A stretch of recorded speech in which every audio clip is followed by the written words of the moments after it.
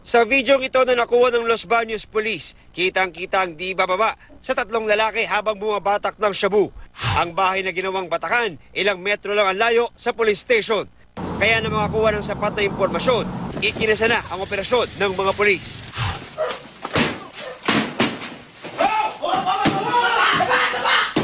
Unang sinalakay ang bahay ni Arnold Cruz na umano'y isa sa mga supplier ng droga sa lugar. Pinuasasan at pinadapa rin ang tatlong taong ito na ayon daw sa mga pulis, suki ng iligal na droga sa Los Baños.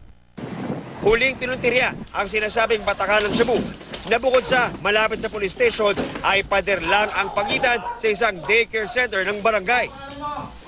Di na nakapalag ang umano'y namamahala sa batakan ng shabu na si Jonathan Alavera. Kalalaya lang ni Alavera nitong Hulyo dahil sa kasong paggamit ng droga. Pero paglabas, nagbenta na raw ito ng shabu. Hindi ka naawa sa mga anak mo? Tabi-tabi sa istasyon namin? Pusher ka daw, sir. Hindi po. Kailan ka huling gumamit? Baliw ko gabi po. Kagabi ka gumamit? Opo. Saan nakalagay yung items na dala mo galing Pansol? Sa lalim po ng papag. Lalim ng papag?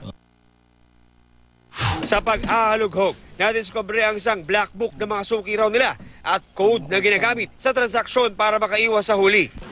Ang modus, sa mismong pader ng daycare center, isinisiksik ang mga droga para dito nilang kinukuha ng mga umu-order sa text na kliyente. Positive, oh. Ang teknik nito, hindi sila nag-ano ng motor. Para hindi mapansin na may gumagamit dito. Yung motor malalayo nila inilagay, ipinapark.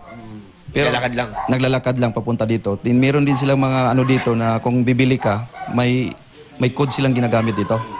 John Consulta, GMA News.